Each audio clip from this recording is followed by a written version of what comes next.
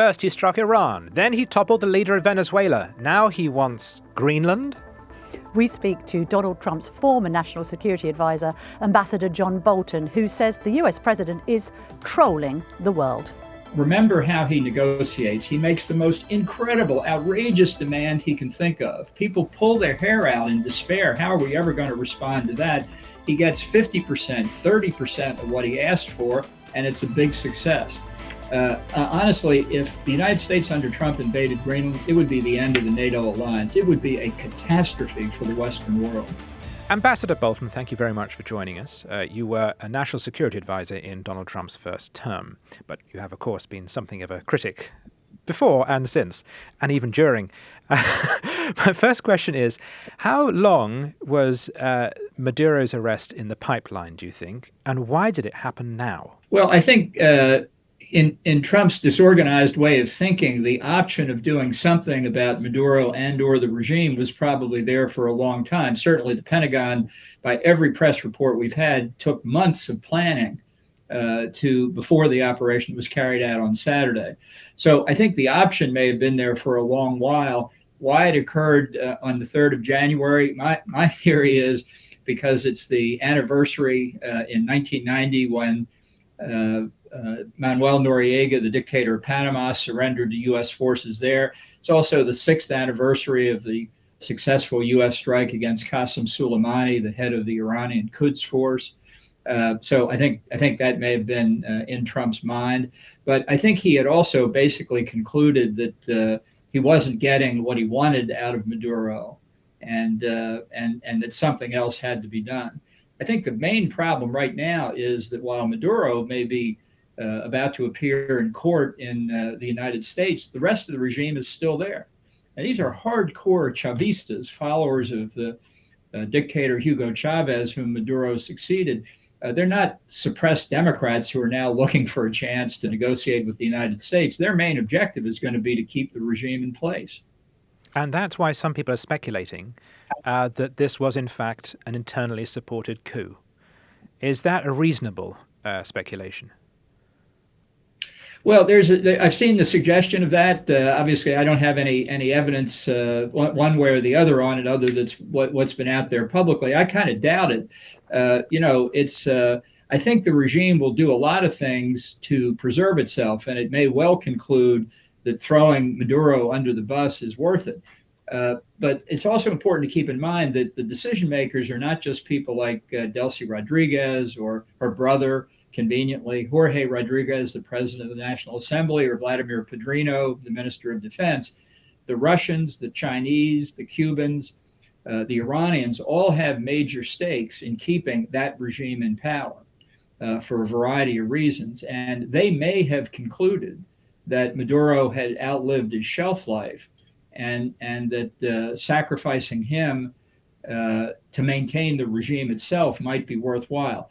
I don't know. It's very hard to tell. Certainly, the fact that military force had to be used to get Maduro out doesn't sound like it was entirely cooperative. And so I think there's still a lot to learn there. If it's true that Maduro was sold out, it shows really just how untrustworthy this regime is. Ambassador Bolton, Donald Trump has suggested this is about drugs predominantly, describing Venezuela as a narco state. Is it about drugs or is it about oil, and specifically China's reliance on Venezuelan oil?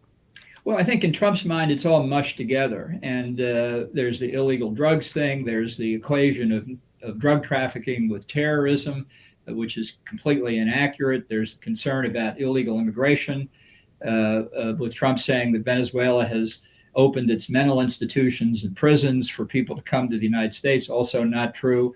Then there's oil.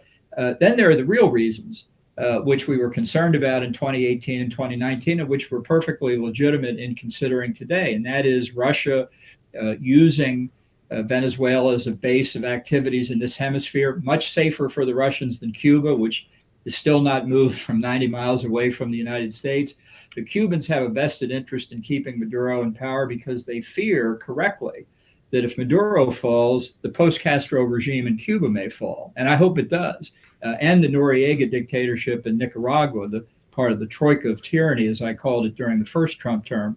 Chinese, as you mentioned, are very interested in Venezuela's oil. And let's not forget, by most estimates, Venezuela has the largest reserves of oil in the ground of any country in the world, including Saudi Arabia and the United States. Right now, although production is low, I think China buys about 80% of Venezuela's oil exports. It doesn't want to see that disappear. And Iran has the largest Iranian embassy in the world in Caracas, where it helps oversee Hezbollah activities in the Western Hemisphere. It helps launder sanctioned Iranian financial assets through Venezuela's financial system. And it's looking over Venezuela's uranium reserves in the ground, which are also among the largest in the world. So these external factors cause instability in the Western Hemisphere. They're direct threats to the United States. That's what justified our interest back in 2018 and 2019 and justifies it today, along with the fact that the Venezuelan opposition, the legitimate winners of the 2018 election, the legitimate president in Juan Guaido back then, what should be the legitimate president today, Edmundo Gonzalez, whom all neutral observers said won the election in 2024, invited American participation in eliminating the Maduro regime. So I think we were perfectly justified. Trump just doesn't seem to get that. There has been suggestion of a possible quid pro quo with Russia, that Russia is happy to see America assert its dominance in its region on the understanding that Russia will then be allowed to do the same in Ukraine. Do you think that's possibly true? Well, I think it's possible, but I think a lot of people give Trump too much credit for thinking in grand geostrategic terms about spheres of influence internationally. He's not playing 3D chess. He's playing one move at a time, as is demonstrated by the confusion that exists now based on what Trump said Saturday, that we're going to be running Venezuela. When the man that some have already described as the viceroy of Venezuela, Marco Rubio, took pains in our Sunday talk shows to say, no, I'm not going to be running Venezuela. We're going to be influencing the policy that they're going to pursue.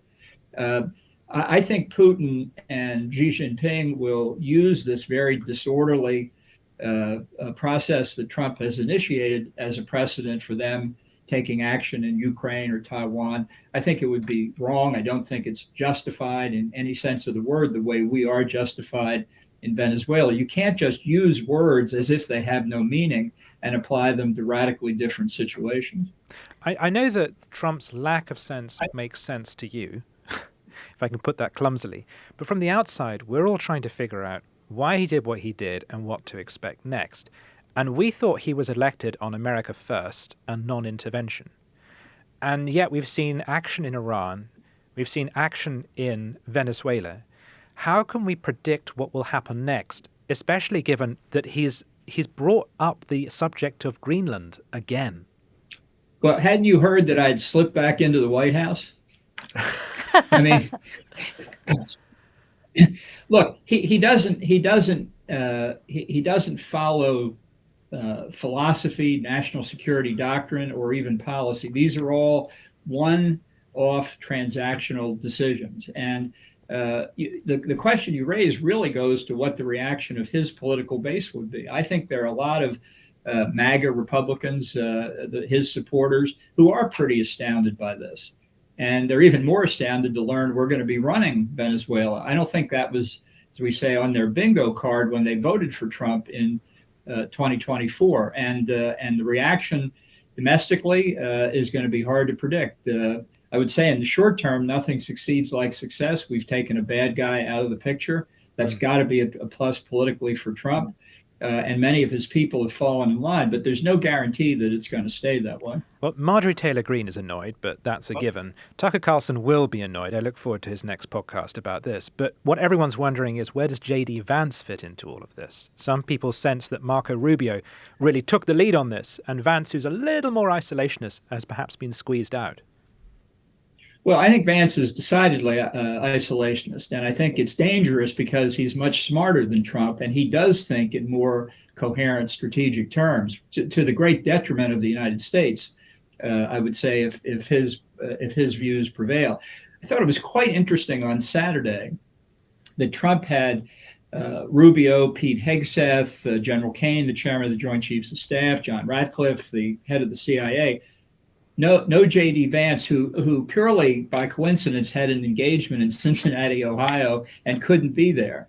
I don't think that was by accident, and I think this is the splits, the tensions that this intervention could cause. I think will manifest themselves politically. I don't think the Democrats have handled this very well. They've been talking about international law and this and that and the other thing. We just took a bad guy down. That's what most Americans think. And the question is that really what they want the president doing? Or do they want him concentrating on the economy, which many Americans feel is in difficult shape? I could just say one word on Greenland, because I didn't respond to your earlier question. Look, I think Trump is trolling the world on Greenland.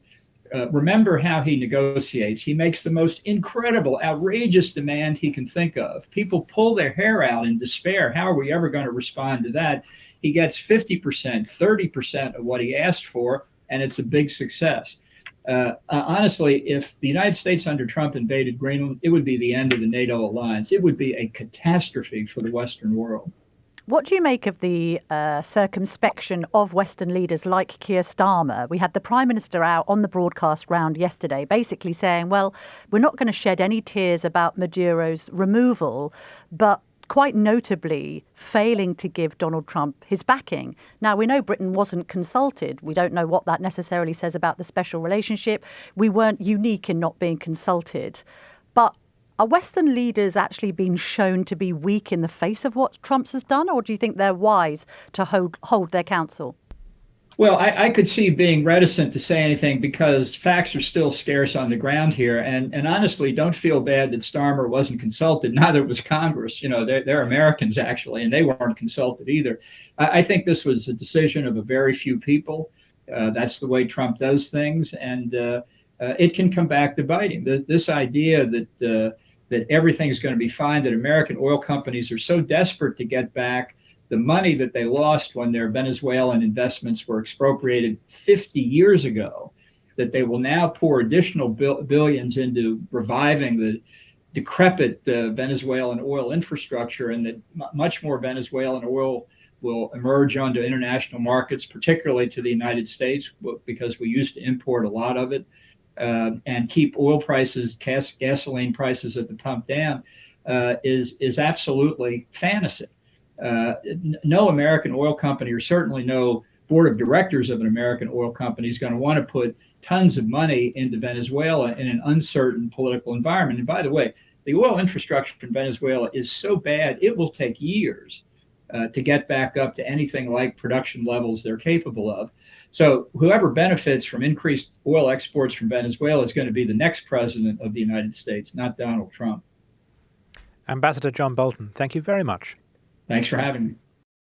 If you're enjoying our journalism, why not sign up to From the Editor, our free email newsletter? Start your day with the latest news and opinion, plus our bite-sized puzzles. Scan the QR code to sign up free today.